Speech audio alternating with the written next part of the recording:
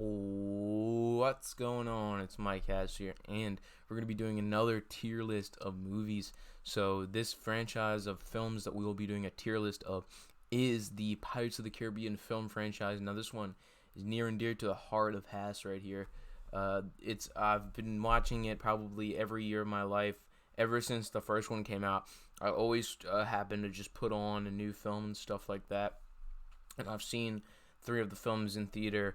I've seen At World's End, I've seen On Stranger Tides, and I've seen the 5th one in theaters. That meant Tell No Tales in theaters.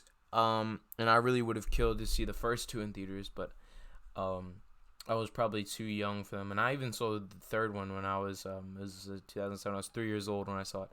I only remember walking into the theater, looking at the poster, and the rest is a blur because, you're that age, you don't remember jack shit. Really, when you're that age, you don't remember anything. You just remember that. So,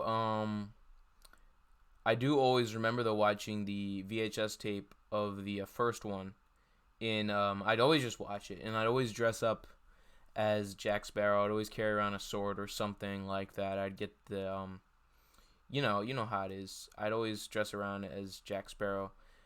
Because I was so infatuated with the characters, and I really loved the adventureness of this show, the cool like comedic ways the action occurs. It's so like very situational in a cool way. The comedic moments where like they'll be on a circling giant like what was it, a watermill that was just circling, and they were fighting on top of like this thing that's rolling in the forest and stuff like that. And yeah, it's a really awesome series, and definitely check it out if you haven't. Probably the best thing Disney's ever created. Yeah, so I'm gonna go with the first one. I think the structure is awesome of this film.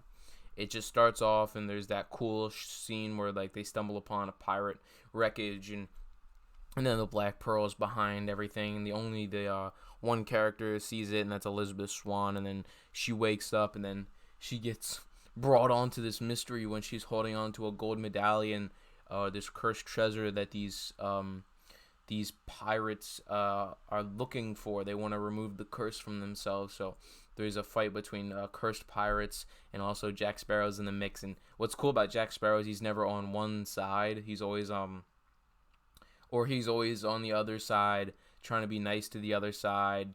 Then he's always playing with the villain in this cool, mischievous way, and he does a clear example of that. He doesn't do that in all the things, right? But there's never always one villain. There's always so many factors into who is the force being fought against in this. But what I would say is that the lore building here is good, but it's not as good as the sequels coming next, and a lot of people disagree with me on that.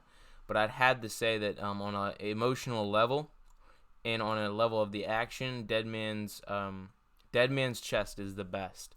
The lore building is awesome. I'd have to say it's better than the first one, because you get to learn about a lot of different things. You get to learn about the Kraken, the sort of weird sea creatures and stuff like that, and it's a lot of build up and stuff like that, and it really pays off at the end with a really dark ending. And I'd have to say I like this a lot better than a lot of most series. But it is on the same level as Star Wars and Lord of the Rings. But yeah, I feel like there's no really, the misses in this series are really misses. You know what I mean? And that's the last film in the series. But then we'll go to At World's End, which I'm putting at S tier, because it's a really long movie, and there's so much you learn from it that it really does set up the 4th movie very well. Very well sets that up. Like, honestly, the map and the chalices and all of that. But I feel like it would have been cool to see a lot of what is talked about in the 4th movie happen maybe in the 4th movie, or like, I feel like the 4th movie would have been better if it was a 5th movie, you know what I mean? And a lot of what's explained in the 4th movie doesn't happen in the 3rd movie. It's just kind of glossed over and done in like some guy monologues about it, you know.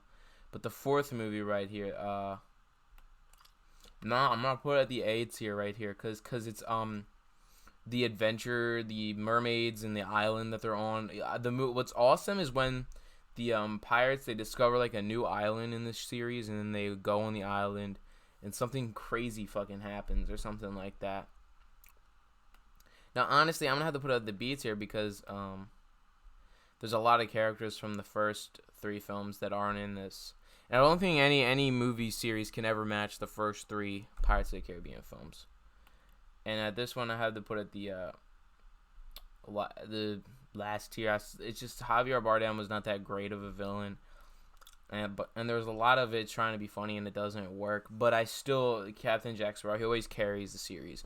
And there's none of these movies are bad movies, but some of them just aren't really good. And I had to say the only movie that's not really good is the last movie in the series, but the fourth movie is like really. I look at that the way I look at the Attack of the Clones or something like that, really, or like, you know, like something like that, or Rogue One, probably. That's what I'd say. But I still kind of like it better than those movies. I know it's a tough decision because I'm saying something's better than Star Wars, but it's not fully better than Star Wars. But I honestly like this a bit more than Star Wars, and I watch Pirates of the Caribbean way more than Star Wars. And so yeah, that's my tier list of Pirates of the Caribbean, the film series. So thanks for watching if you enjoyed that, and I'll see you guys in another YouTube video. Thank you for the 300 subscribers.